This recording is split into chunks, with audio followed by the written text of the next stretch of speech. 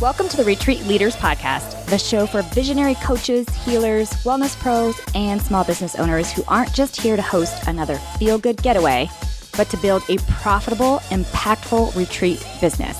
I'm your host, Shannon Jamail, retreat strategist, business mentor, and owner of a 46-acre retreat center. I've hosted over 100 retreats around the world, and I've made every mistake so you don't have to. Each week, we'll dive into the mindset, marketing, money, business, and mechanics behind sold-out, profitable retreats. Plus, hear from expert guests who are walking the talk. Whether you're planning your first retreat or scaling your 100th, you're in the right place. Welcome to the show.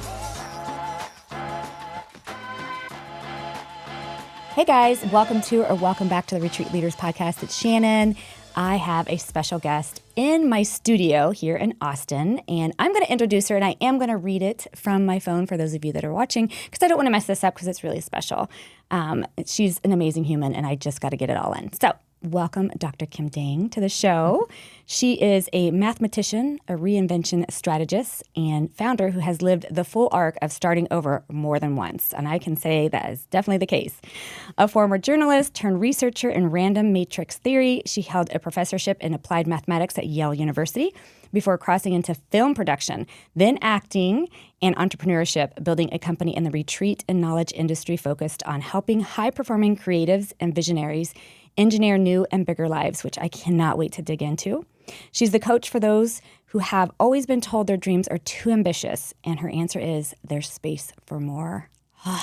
Her work includes the Deep Reset, a retreat series designed to move leaders through reinvention at the identity level, resilience-focused talks for corporate audiences, and private coaching engagements that blend strategy and deep inner work.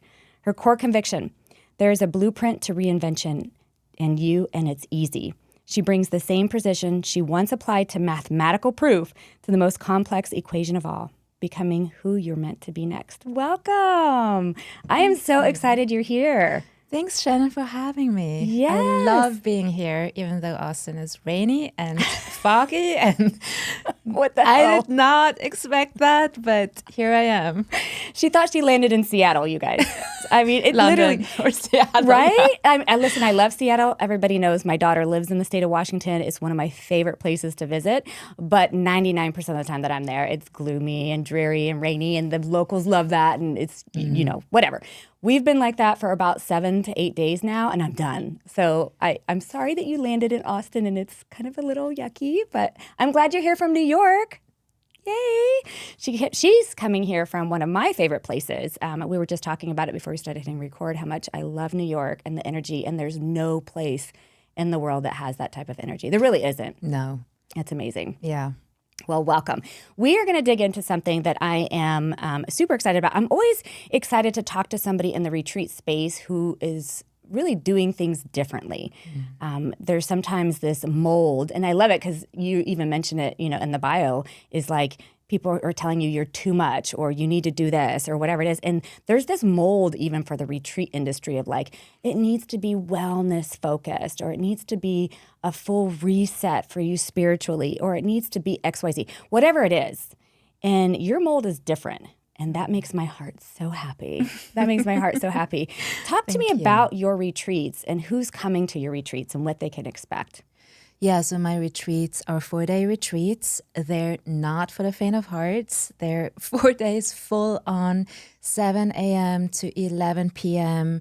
It's definitely not a vacation, but you come with a certain goal. You want something out of life, and by the end of the 4 days, you go home as the elevated version of yourself. Like if you come Shannon, you would come home as Shannon 2.0. And usually what is really amazing is on the 4th day, we can start seeing results already. Like people get phone calls suddenly, job offers, they are able to move forward with something they've been struggling for months before. And in a month or even in a week after the retreat, I see so many results flowing in, and that is really special. So as long as I see those results, I can't but continue with my retreats. Oh my gosh, at least. I love that you're like, you come as Shannon and you leave as Shannon 2.0. That is, I think we're all, no matter what you do, no matter what your title is or your identity is, whatever it is, we all are striving to be the best of that version, right?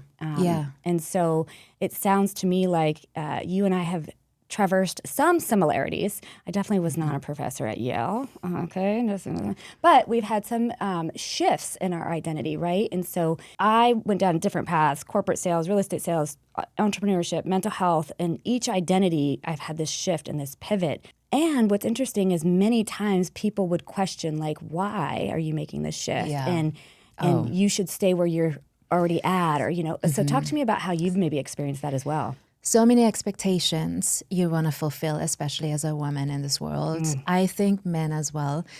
And as you grow up, your parents, your family, your friends, they expect you to be in a certain way. And there comes the notion of loyalty and of sustaining a certain image or fulfilling a certain role. And when you break with that, people get scared. And I've experienced that over and over because I've reinvented so many times. And the reason why I did was really not because I woke up one day and thought, oh, I should reinvent, right? Usually changes, especially the crass changes, came from a crass feeling that was not very comfortable. A feeling of, I can't keep going like this, or this is really not working for me anymore. If I keep going, I'm going to kill myself, or I'm going to get sick, or I'm going to really not be a happy person. And it came out of a desperation.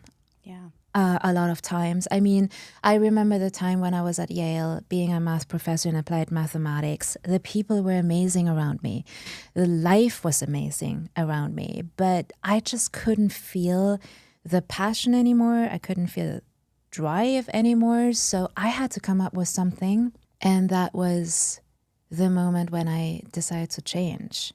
I mean, people didn't talk to me after that. My dad didn't talk to me for a couple of months. Friends were aghast. They were like, why are you doing this? Can't you be happy? You've worked so hard for this. And I know. What it took. I worked so hard for this. But yeah, that was usually the start of reinvention. And I have to say also, it wasn't just that I wasn't happy in my career. Usually it was also the emotional part of it, like breakups, divorce, romantic relationship fell apart. And that kind of led me to question everything. Right. So every time that happened, I was like taking account of my life and really ask myself, okay, what do I actually want? What is working? What isn't working? And how do you move forward? It reminds me so much of, like, the word that comes up for me when you're talking about this is disconnect. Like when we become disconnected, whether it's in a relationship or a job, or disconnected from the passion of the work, right? I remember as a therapist, I didn't go probably through as much school as you, but I went through my master's program and then an internship and all this money and time and effort. And then I get into the job and I'm like, oh, fuck, this is not at all what I want to do. Like I felt disconnected from the work.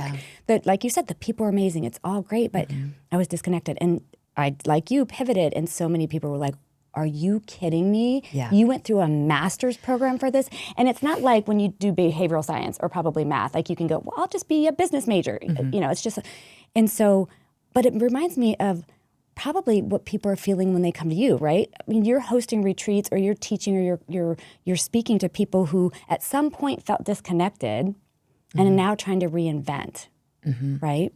I love what you just said about, you put all the work in and then you get there and it's just not what you thought it would be. And that is what in my coaching, in my retreats, and when I work with groups, that is the first thing I tackle, actually. And I always explain it as, these days at least, as, my family is still in Switzerland. That's where I grew up. I travel from New York to Zurich so many times a year. And when you travel by plane from New York to Zurich, it doesn't look at all like Zurich until maybe 10 minutes before you land. Really? Or 15 minutes before you land. Yes, you see the Alps and you see and then you land and then you're in Zurich, right? But as you are traveling, it just doesn't look like it at all. So how do you know you're landing in Zurich, and how do you know you want to land in Zurich? And that's really a big question when you have a goal. Do you really want to be a therapist? Do you really want to be a math professor? And how does it look like when you land that job or land that career?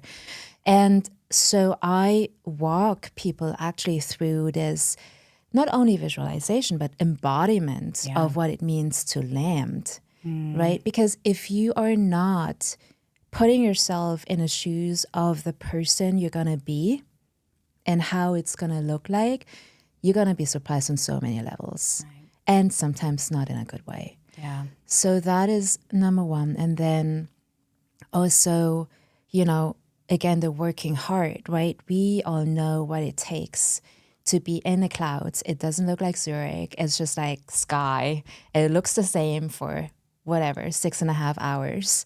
And how do you know that you're actually moving towards your goal? And that is also a point of despair I see in a lot of people, where they work and work and work and they push, but either they lose confidence in between that they're actually on their way, or they're just getting so used to fighting and pushing and working hard and putting the hours in and believing that this is actually what life is about. And when they reach it, it's just almost like they can't relax into the goal. They can't relax into the result. So these are the two things I see and I want to prevent, because life is so much more than working hard and going for goals that you actually don't want. Sure. So, and that's what I'm hearing. I'm actually hearing they come to the ranch. So I own my venue in Marble Falls, Texas. We have thousands of people that come every year from all over. Last weekend we had some lovely people come from Spain even. So they're coming from all over. And so many of them are in a space where they feel stuck, right? However they got there. Maybe they worked really hard to get to that stuck space, and they get there and they land. They're like, oh my gosh, this isn't what I wanted. Or they have a goal, but they're just lost and they're feeling so unmotivated, or whatever may be the case. But both sides, either they do have a goal or they somehow landed by accident, but they feel stuck and they feel like they're in this space that they can't see the light out of it. And that sounds to me like someone who needs to attend your retreat. Please correct me if I'm wrong on that. Yeah, absolutely. And you know what? I know that I'm more a coach for people who have big goals, who have heard their entire lives, you're too much, it's too ambitious, why don't you tune it down? This is ridiculous. Why can't you be happy with what you have? Why do you always want to have more? What is wrong with the present moment? And I'm a coach for them, but also, you know what? If you just want to be a little bit happier and want to just understand yourself in a deeper way, that's fine too. No goal too big or too small. But I think the retreat, the 4 days, is really a retreat where you really sit with your capabilities and your own skill set and your own talents. And no one is there to say, this is what you should want, this is what you should go for. Certainly not me. And I think that's what makes this retreat so powerful. And in the end, I created this retreat because I would attend it. That's it right there. I totally would attend my own retreat, and I'm so ambitious and I want more, and I want to know what it takes to get to where I want to go, and not like in 10 years. I'd rather have it today. Right? Yeah, because we don't really know what's going to happen in 10 years. Yes. I want to get back to that. I'm going to get back to that. But I do want to touch base a little bit still on the person who's stuck, because here's what I'm saying too. Like, they're stuck and they do have these big dreams, but too many people have told them, be grateful where you're at. Yeah. And that's really what I'm saying. Like, I have so many people who show up and they're like, oh, Shannon, I'm doing XYZ and it's fine and it's lovely, but I really want. Yes. And I've always wanted. Yes, that's Yeah. what I mean by feeling stuck. And that's the person that needs to be working with you. Yeah. Is they've got this vision and it's not what they're living. No. Right? And so that's what, and then I also want to touch base on what you just said is that you created the retreat for you because you were that person, right? You were that person. You were a doctor teaching at Yale. Like, how many people would probably look at that on paper and go, that is the dream, right? And yet you got there and you're like, this is not, I feel disconnected from it, or this is not what I envisioned. I landed here and it's not at all what I said. And all of us in the retreat space, regardless of what your story looks like, should create a retreat based on who you are and where you've been. Like, I love that so much. So anyway, I didn't mean to interrupt. It just like, I was like, yes, and yes, more yeses. Yeah. Thank you for saying that. And, I don't regret my math career. I loved what I did back then. I researched and ran a matrix theory. It's like probability theory, a little bit quantum physics, a little bit number theory. I had a really good run. I was, in the same room with Terry Tao, Van Wu, Gerard Benarouz, like all these big mathematicians. And I was there. I was part of that community. I was teaching, grad students at Yale. And don't get me wrong, I am still super grateful for that opportunity. Yeah. And at the same time, I also know it was birthed, my math career was also birthed in a moment of pain when, I was acting on stage and I loved it. I was in a theater, in several theater clubs between the age of 13 to 23 in Switzerland. And I remember I was auditioning for acting schools and everyone rejected me. And I was 17 and I oftentimes got into the last round. I mean, it was the hardest thing. 500 people and you boil it down to 25 and then they pick the class of 12 or 14 people. Yeah.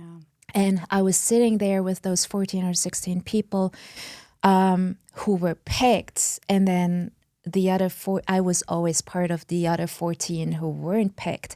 And back then, that's like 25 years ago, right? Or more, giving my age away here.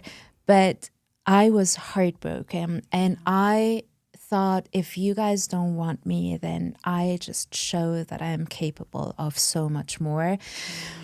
So yeah, the whole career was based on that pain, but also the want of making my parents proud, of proving people who thought I was kind of dumb, probably wanting to prove them wrong. And so all the motivation was based on fear of trying to avoid the pain of anger, of, all the fuel that is not getting you anywhere. Anger, fear, avoidance. And I really realized at some point the fuel that really gets you somewhere bigger, somewhere you are happy to be, is the love, the excitement, the ease, the happiness, the flow, the floating, the riding the waves, the being pulled by the vision, being pulled by an urge that comes really from you and not from your parents, your friends, your family, your partner, your spouse. And so understanding that, it really changed the way I approached life. And I really wanted to just offer that to people who are looking for another way. It makes me think of external validation versus internal goals, if you will. So I think many ways what you were describing, the reason why you switched into what you did in that time of pain was an external issue, right? To prove other people wrong because you wanted to make your parents happy. Like almost all of it had to do with somebody else's view, opinion, whatever may be the case. And when you did accomplish all of that, you realized there's typically you're not going to find that fulfillment we're looking for if we do something for someone else. An example is even health. Like somebody loses a lot of weight or does something and it's because of someone else. Well, that person will eventually, let you down or whatever may be the case, and then you gain all the weight back. My point is like if you do it for an external reason versus the internal joy, the internal fulfillment, the internal desire, that big goal that you have, not your husband or your wife or your sister or your mom or your dad or whoever, or the neighbor that put you down or the coach that said you'd never be anybody. Like all those things, they're so short term. Yeah. And they lead you down this path of almost just, I don't want to say depression, but just like this is not at all what I thought it would be. Yeah. And you know what just comes to my mind is when we talk about authenticity, about truth, it's you're so far from your authentic self and your truth when you do that. And you think you make people happy. And it's just surface level. Yeah. And having the courage to rupture relationships and then repair them is so essential to finding your authentic self, finding your truth. And, especially in our industry, it's all about high frequency, high vibration, being in a good mood, like being in a powerful state, being in a beautiful state, whoever you follow, like Tony Robbins, David Bayer, right? They're all talking about this openness, this expansiveness. But what people don't talk about enough is that the highest frequency is actually truth. The highest frequency is actually authentic self. And I think they did a study about that when they were measuring brain waves in those participants. And yes, it was kind of congruent with high frequency states of love and openness and joy and happiness. You could measure the higher frequencies, but there were random spikes in frequencies they couldn't explain first. That was not congruent with the powerful state or the primal states.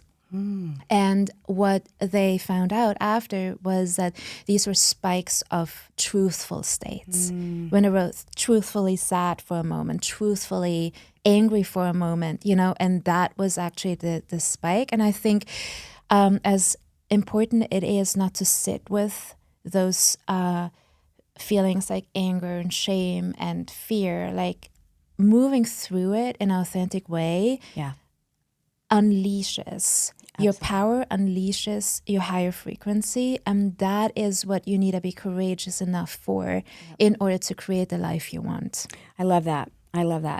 You just mentioned something like to have the courage to almost shatter a relationship. I don't remember the exact words, and then repair it. And I'll even add on or release it.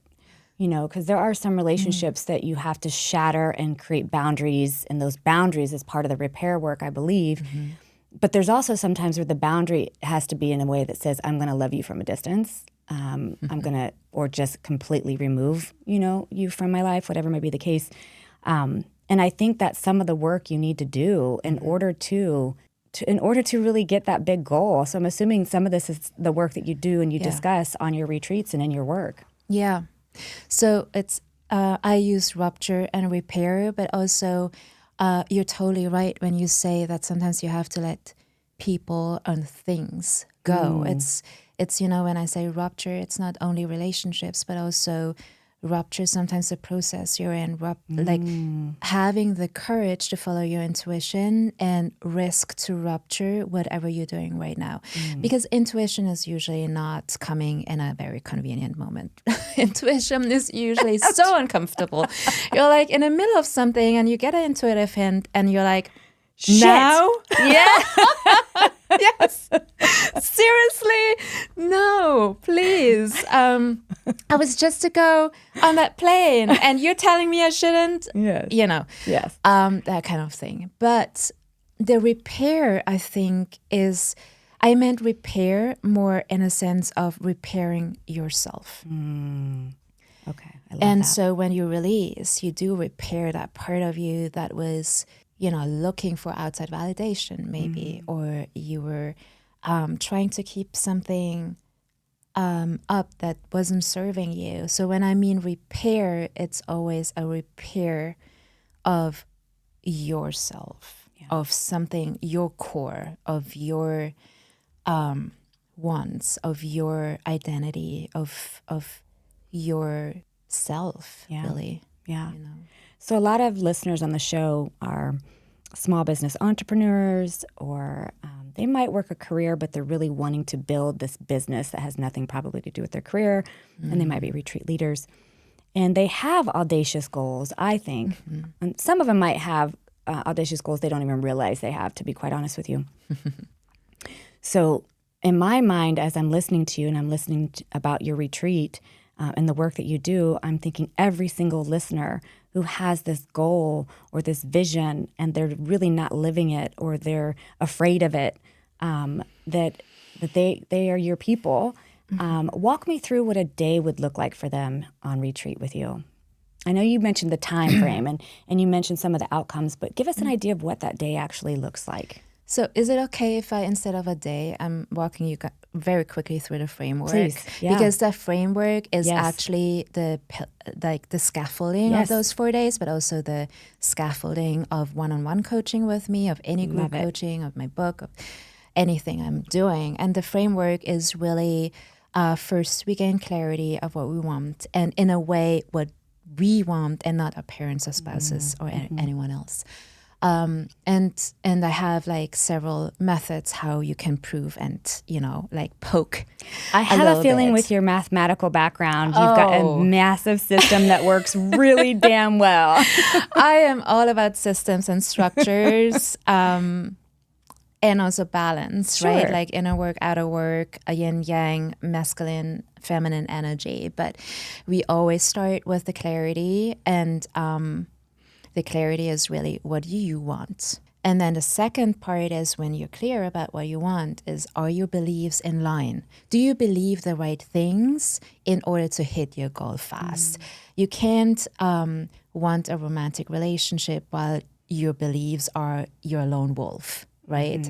That doesn't meet the definition of alignment. So then we poke around with the beliefs, like, are the beliefs in line? And if not, we're creating the beliefs that are in line and anchoring them. The third one is the fuel. Are you running on fuel like anger, fear, avoidance, shame? Or are you fueling yourself with the right fuel of love, happiness, ease, joy, effortlessness? And it's like putting diesel into a normal car. It's going to break down if you don't put the right fuel in after a while. So burnout and, tiredness, depression, all of that can kick in if you're not running long-term on a right fuel. And these 3 points are what I call the feminine energy, the feminine alignment. And then there's the masculine counterpart that is asking the right questions in order to get the right strategies, inspired action. And there the intuition comes in, because if you're doing the right thing but with the wrong fuel, it's the wrong thing. Right. It does not carry the right energy. So we're making sure that you ask the right questions, you do the inspired actions, and then, really funny thing, you're letting go. You surrender, you trust. Some people, they can do that easily because they believe in their own God, in the universe, but some people have a harder time to trust. So that is the step 6. And step 4, 5, 6, that's kind of, again, the masculine energy, and we want that to be balanced. And for step 7 and 8, step 7 is really the dashboard. How can you be sure that when you're in the middle of the clouds, in the middle of the sky between New York and Zurich, and it doesn't look anything like Zurich, how do you can make sure that you're actually moving towards Zurich? And then the 8th step, and that is the favorite part of all people who follow law of attraction or law of assumption or law of vibration, that is the moment when you do the identity shift. And for me, I put the identity shift as the 8th step because we don't want to shortcut any steps. We want to stabilize the steps. We want to stabilize the results and the manifestation as well. And especially people I work with who are, in a way, very creative, but also very logical. They need the why behind what we're doing. Yeah. And so my mathematical brain needed a why. Yes. Yes, So I can see that. Yeah, these are the 8 I do steps, too. and that's the framework. Oh my gosh. Okay. teaching. I am in love with this framework. I'm in love with the process behind it. And I can also see why you're going from 7 a.m. to 11 p.m. But I feel like it's not even just so much because there's so much to it. It's because you want to stay in that vibration and you want to get as much out of your time as possible. And sometimes, correct me if I'm wrong, but sometimes when you're working on these are big, as people would call them, audacious. I actually like the word audacious, but in a positive way. These big, audacious things, we're not going to let room for fear in here. We're going to get this work done so that by the time you leave, you are that 2.0 version. And if there was room for fear, we worked through it, not just like willy-nilly. Does that make sense? Yeah, it totally makes sense. And you know what? Even though the framework is very logical, I can explain it. It's a system. It gives you a structure. The retreat themselves are also highly embodied. So there's yoga, there's massages, there's breath work, there's connection to nature, there's really good food, there's a community, there are hugs. You know, it's something about the 4 days immersion that can give the body that stability in order to shift. Yeah. So that is really important to me. It's not like brain work. It's really the entire body needs to work together. Yeah, I love that.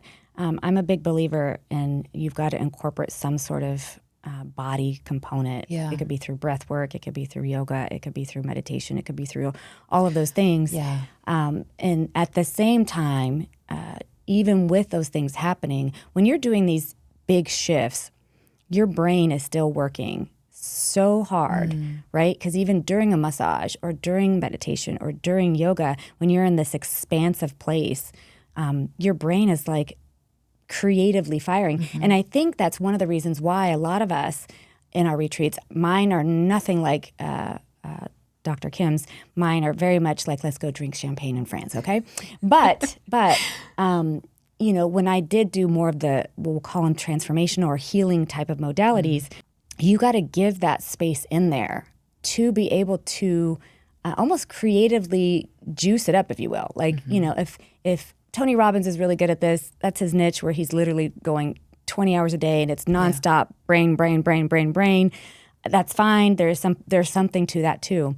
But I think also, and you can create the embodied experience that will allow, like you could be, I've had this where I'm in the middle of a massage in one of these types of environments and all of a sudden it's like, exactly. That just happened. Something snapped.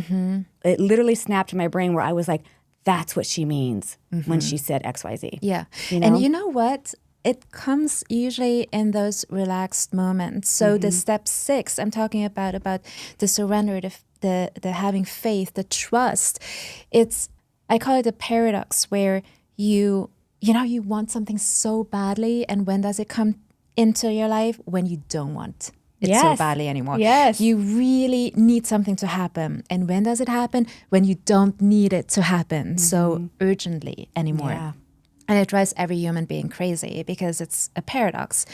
However, when you have the confidence to hold steady in your vision and to trust, that confidence, how do you measure confidence? It's a measurement of relaxation. Because when you're a little bit tense, that means that there's something you don't quite trust. There's something you still need to control. There's something you want to still make sure that it's going to happen or that you did enough.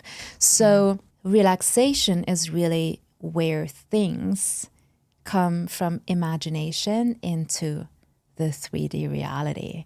And so that's why massages are so powerful, or showers, or just a walk in nature. It's like magic that happens in that moment when you just lean back and let it happen.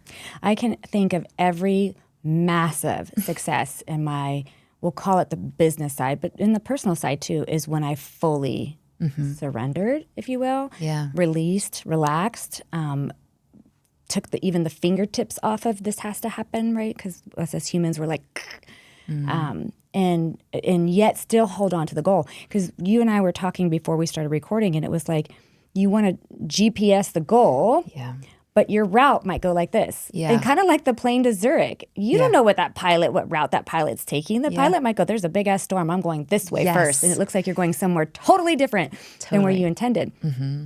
And so holding on to the goal, but knowing that the journey might be a little different. And that's the part that comes, I think, in the relaxation or the creative or the embodiment part of any space that you're creating. And you know what? This is the point where you can weed out the mentally strong ones and the mentally weak ones. And there's no judgment in there, by the way. But if you are able to hold on to your end goal, the GPS, even if it doesn't look like your route is leading towards that, that is what it means for me to be mentally strong.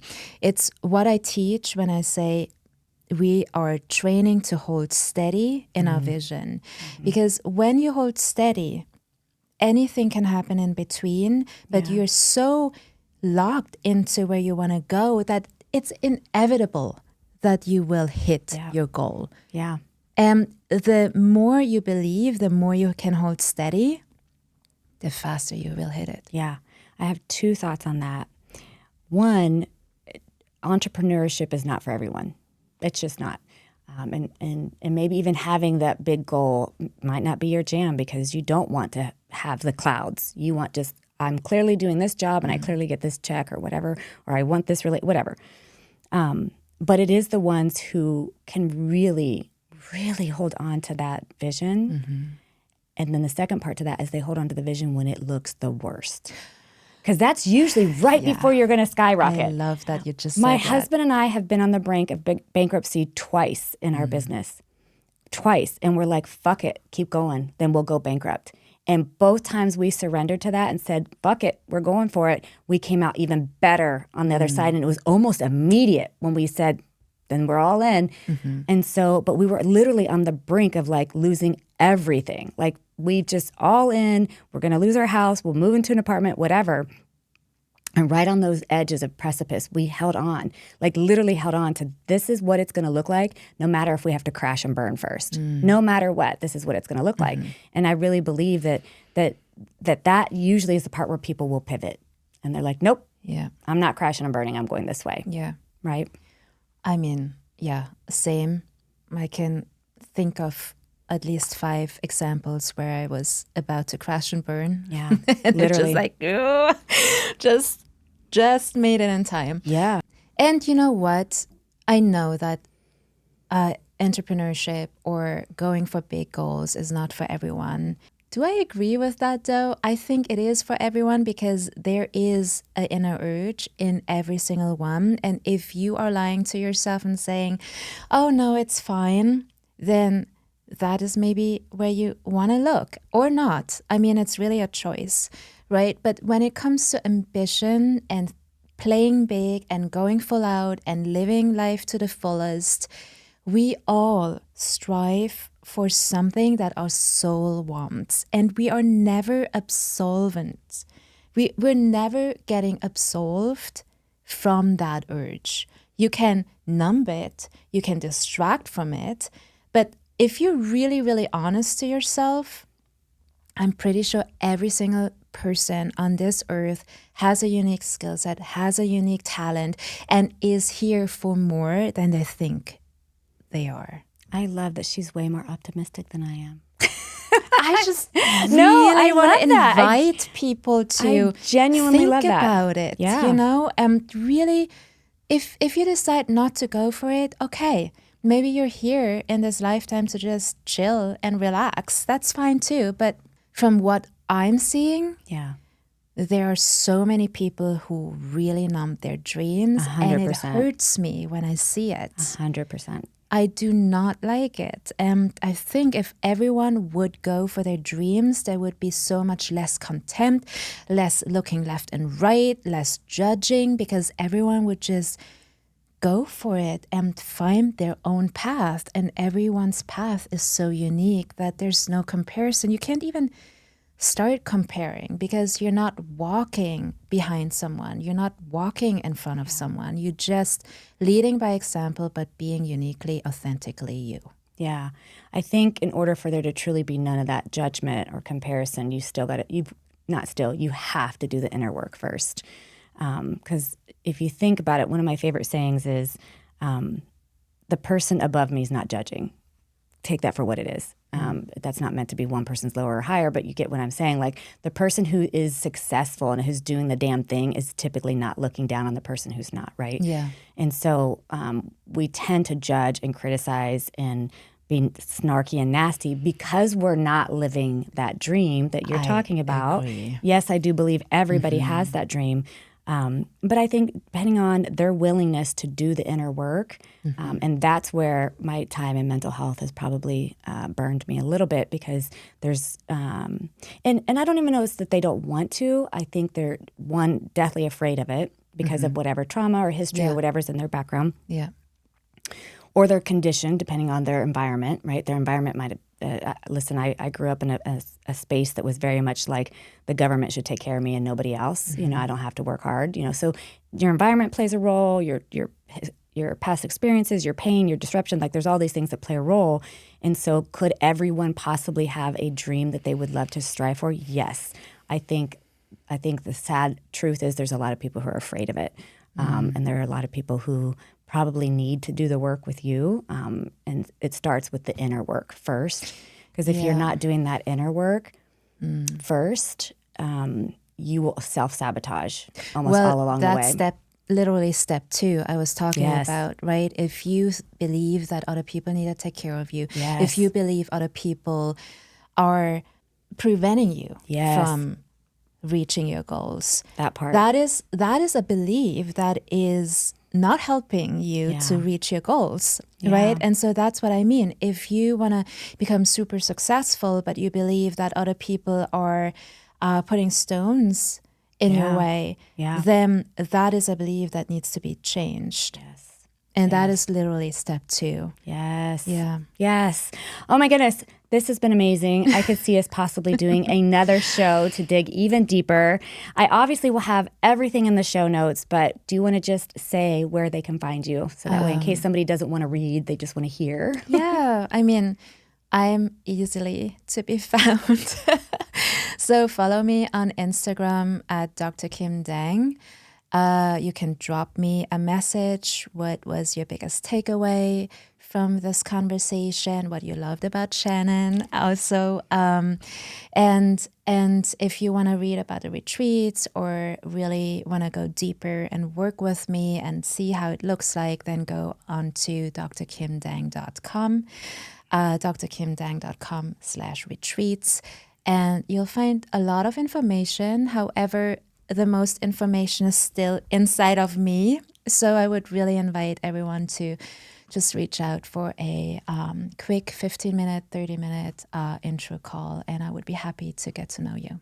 I love it. Thank you so much. And I'm excited. I'm going to steal her now. We're going to go find a cool place in Austin to have a cocktail or mocktail. I'll have the cocktail. So thank you so much, Dr. Kim. I'm so glad you're here. Shannon, it was a pleasure. I love you so much. This was amazing. And I look forward to big things coming for us in the future. Yes. So, all right. Thank you so much. Thank you. Thanks for tuning in to the Retreat Leaders Podcast. If you love this episode, please make sure to subscribe, leave a review, and share it with your retreat besties. Want more support? Grab free resources at theretreatleadersplaybook.com. Until next time, lead boldly, serve deeply, and retreat profitably.